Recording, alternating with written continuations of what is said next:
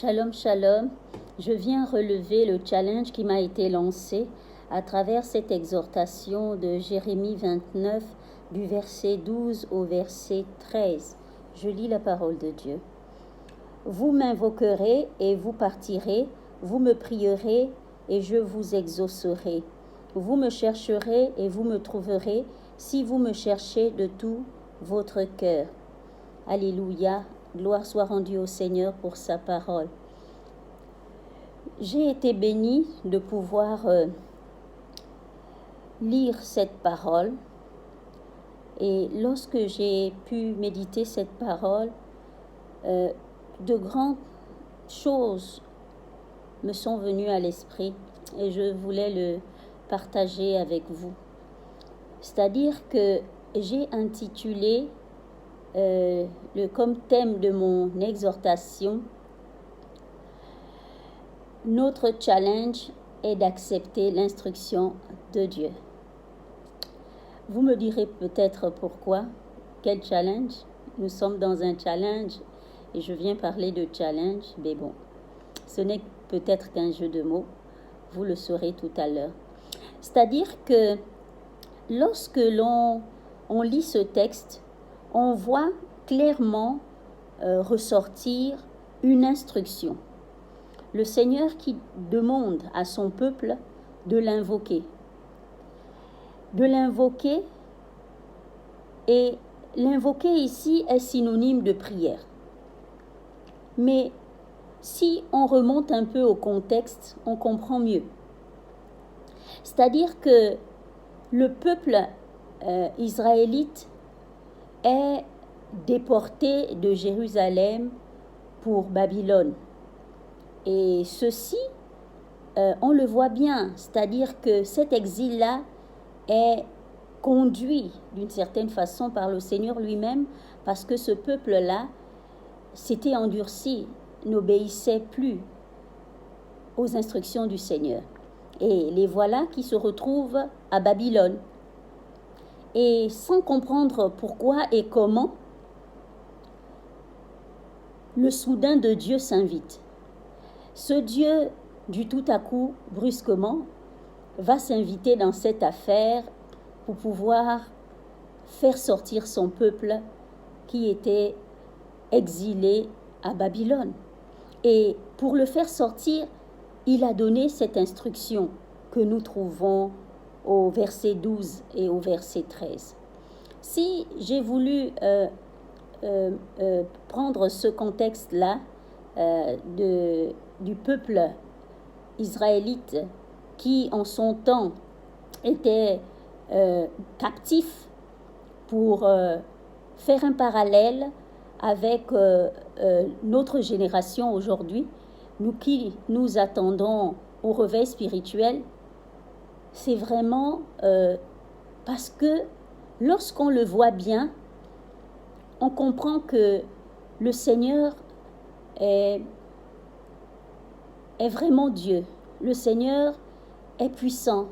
Le Seigneur est le Dieu du soudain, le Dieu qui agit de façon surprenante, imprévisible. Et c'est ce Dieu-là que je veux vraiment présenter à travers mon exhortation. Pour dire ceci, c'est que le soudain de Dieu apparaît toujours pile au bon moment. L'amour de Dieu est impossible à être sondé, à imaginer, à se représenter. Souvent, il peut tarder.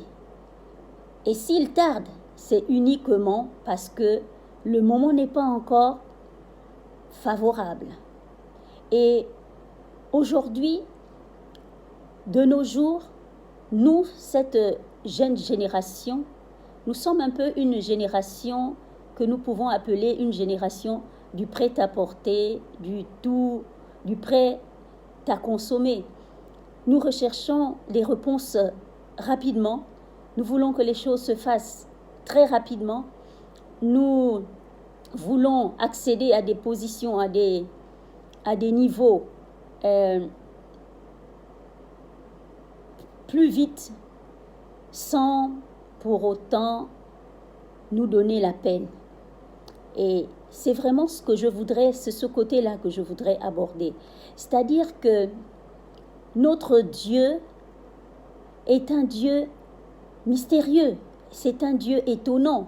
On le voit bien ici. C'est-à-dire que plus haut, dans le contexte du peuple hébreu, le Seigneur avait un projet. Il avait un projet dès le départ et il a décliné ce projet au peuple hébreu. C'est-à-dire que au verset 10, il nous est dit que l'Éternel a décliné ce projet. Il a annoncé à l'avance que après 70 ans d'exil à Babylone, le peuple repartirait à Jérusalem. Mais voyez-vous, le plan n'était pas connu. Le plan de Dieu n'était pas connu. Tout simplement pour dire ici que les voies de Dieu ne sont pas nos voies, que les voies de Dieu sont insondables et nous devons bien le comprendre parce que souvent nous sommes bien pressés, nous sommes emmenés à toujours vouloir faire les choses à la manière à laquelle nous voulons, comme nous le désirons, en ne comprenant pas que Dieu a un plan. C'est vrai, il peut décliner son projet, mais son plan, jusqu'à ce qu'il le mette en exécution, nous reste d'une certaine façon caché. Et on peut le dire aisément. C'est-à-dire que lorsque nous avons traversé victorieusement l'épreuve, notre foi et notre espérance acquièrent force et constance. Pourquoi? Parce que à travers les épreuves que nous traversons, et nous acquérons une certaine force, c'est-à-dire que nous n'avons plus peur des événements, nous n'avons plus peur de pouvoir nous lancer, et une certaine constance. Pourquoi? Parce que, au fait, il y a une certaine expérience qui devient nôtre. Nous sommes déterminés, encouragés, révigorés, engagés pleinement pour pouvoir aller de l'avant. Donc, si souvent le Seigneur tarde pour pouvoir exécuter les promesses qu'il nous a faites, cela ne veut pas dire qu'il ne veut pas le faire, mais simplement nous devons comprendre que bien souvent, lorsqu'il tarde, c'est parce qu'il veut nous emmener à la patience. 70 ans, ce n'est pas 70 jours, ce n'est pas 70 heures. Et pourtant, le peuple hébreu a bien dû attendre pendant 70 ans avant de pouvoir repartir à Jérusalem. Et on va même le voir, ils vont, je crois, dépasser même ce temps-là. Donc, nous devons apprendre cette patience. Nous devons comprendre que Dieu a des projets.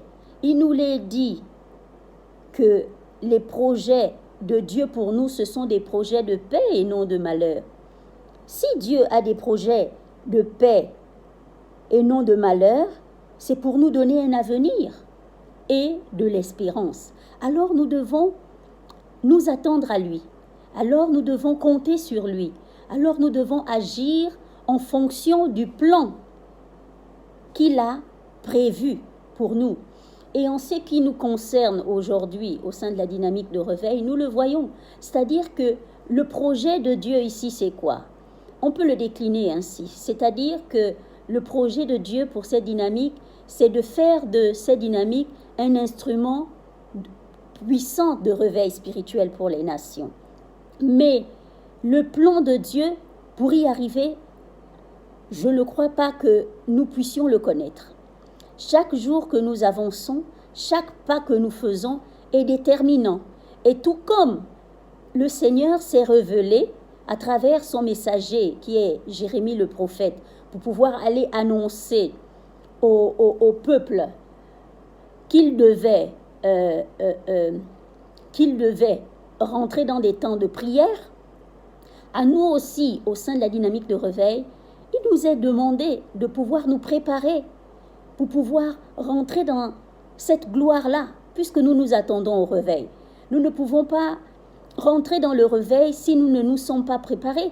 Et pour se préparer, nous avons besoin de prier, nous avons besoin de rentrer dans cette intimité avec Dieu. Nous le voyons, Dieu a rendu le droit au peuple de prier.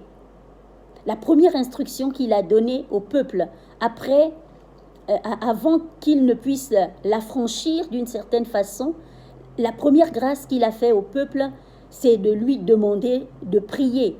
Donc ici, on peut dire que la condition pour obtenir une grâce venant de Dieu, c'est égal à la prière.